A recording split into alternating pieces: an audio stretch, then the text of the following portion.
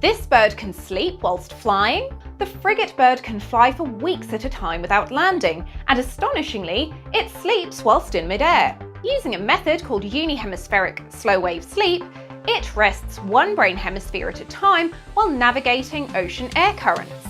Even stranger, in flight, it sleeps only about 42 minutes per day, far less than on land.